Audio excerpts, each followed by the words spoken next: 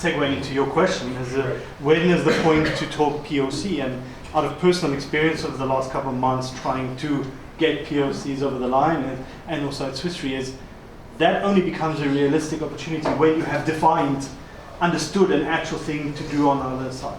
So for one example for us was, as a startup, we were talking to a cantonal bank in Switzerland, and we met the innovation guys. And I love the innovation guys, but they're easy to excite, and everybody gets excited.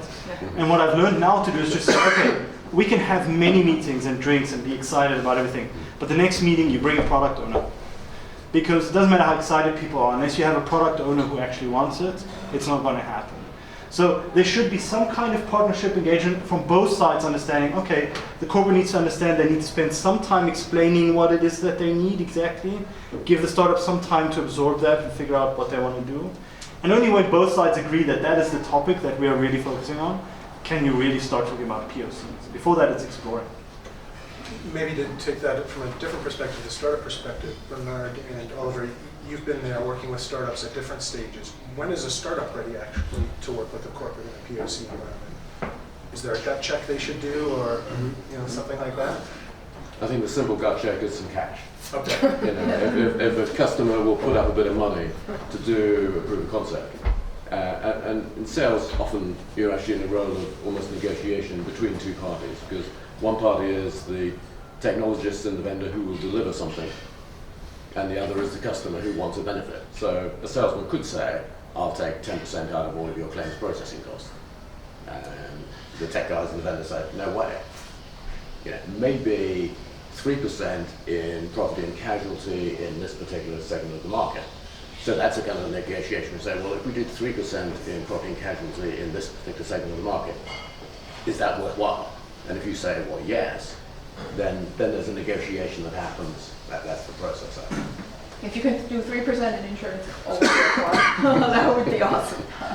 So actually quite an interesting experience. Quite recently, we met a company, and the guy basically, he said, look, just so you know, we're interested in exploring stuff, but I'm only really interested in talking to you if you're open to the fact that we might change some of your stuff, right? So you're not right about everything, then you don't understand my business fully. And I thought that was a very interesting approach, is that you're here to learn as much as we are here to learn from you as a startup, right? Mm-hmm. So if you come in here and you have your product and you're going to sell that come hell or high water, and you're not willing to understand what our business problem is, we're going to have a very hard time finding each other on the negotiation element. But then, to your question, when is a startup ready? I think one is if they're willing to say, okay, we have a starting point, and then willing to understand, do we actually provide value or not, and see what you can do around that, and actually show something. And that can be a presentation, because both sides are still trying. But just going with an idea and sort of winging it in a meeting is not enough. Because you can't get to a point. It's just to the POC, you can't get to a point and to a number. And that, the last point I would add there is you must understand how you're going to make money. Because if you're going to start negotiating fees, you don't even know how you're going to make money, you're not even going to get to any kind of reasonable conclusion.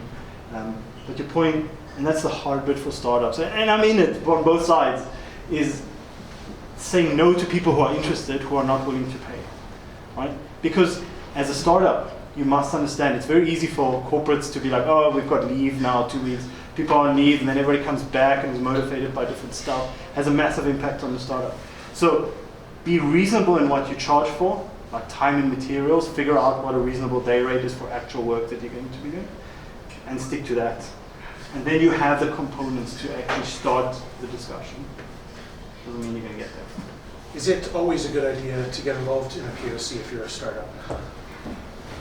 Is it a customer, you should take the money and do the work, or should you think about it before you get involved?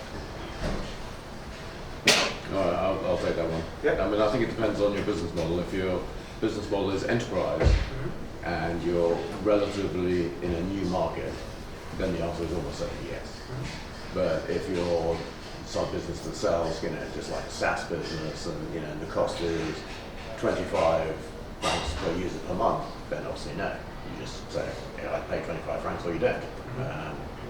And also, if you're very well established in a market, so let's say I was in the insurance market and I had 25 customers, all of whom I'd took 3% of the cost out of the claims process in property and casualty, I'll just come to you and say, and you say, prove it to me, I'll say, go talk to these people. So I think it depends on how well established you are. I think it also depends a bit from the corporate side. It depends a bit on how far the industry is advanced, because I think like 3 years ago or so we were like really starting to work in this field, and I think there was the mindset was still a bit like, technology related project sounds like it will take 5 years, cost hundreds of millions, and there is a, I don't know, 80 to 90% chance of failure. So everybody was like, let's rather not do it. And then the proof of concept was a way of showing we can actually, we can give you something that is actually useful within a couple of weeks. And I think it was a very strong selling point. I feel now the mood, at least in insurance, where we're really like going through this customer transformation, and I think it has really hit everybody. And you will see in the news, if you look at insurance, it's usually around digital innovation type stuff, also from the group CEOs of all of the big insurance companies, right? So it's really a major topic in insurance. So at this point in time, I think you don't always need this huge proof anymore. Like, you can go to your competitors and say, has it worked for you? And they will say yes, and you will rely on that. So in that sense, I feel the industry is shifting a bit. From a startup perspective, I'd say one thing people always try and drill into you once you really get going is focus. Right? So pick something, pick an industry, pick whatever. But either way, you have an underlying plan, right? And part of that is how you're going to develop. And if that POC does not fit into that plan, then you really have to ask yourself the question whether you're doing that. So to give you an example, for us, really business development is the focus now. We have a functioning platform. What we now need to do is find partners and figure out what extra components are we building and what do we need to tweak. So I would basically sign anything to learn within our focus areas. But it could be different for somebody else who's trying to achieve something fundamentally different with the platform or where they are with their company. What sort of role do intermediaries play in helping to facilitate POCs? I'm thinking, for example, most obviously of like accelerators, but I guess also conferences and for example, investors. How do they play into what you're doing in each of your roles in terms of sourcing or connecting with these opportunities? Are they an important part, kind of a... No? I don't want to keep talking continuously. Okay. So again, one of the other ones. I was going to say, given my perspective from within sales, the answer was it gets you through the door, and that's it. Okay. And getting you through the door can be useful, but often it gets you through the wrong door.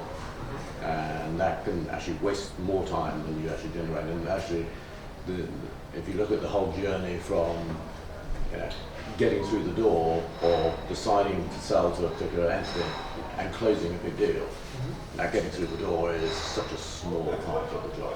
It's a tiny, tiny portion of the job. And the proof of concept, and then from the proof of concept to actually a real life system is a much, much bigger portion of it. For us, from a large corporate perspective, again, it was helpful to talk to a lot of investors and accelerators in the beginning as we were developing our innovation capabilities, because it really opened, as you say, it was a door opener. We got access to the right ecosystems. We met very, very interesting people. We started doing a lot of proof of concepts, and it was also like educational for us. However, at this point in time, I feel like mostly we don't get so much out of accelerators. It's more through really like strong connections with venture capitalists or with our network. The problem that I see a bit with accelerators is that typically they would present us to very, very small startups that are just starting off. While I don't know, a 3-person startup or so might do great work for a particular, say, like Zurich business unit or so. For me, in my global role, it's usually not highly relevant, because our experience has shown that it's very, very hard for us at a global level to work with very, very small startups. Because how do I really get them working on? How do I really get them integrated into our business? How do I scale up from one country to the other? They usually don't have the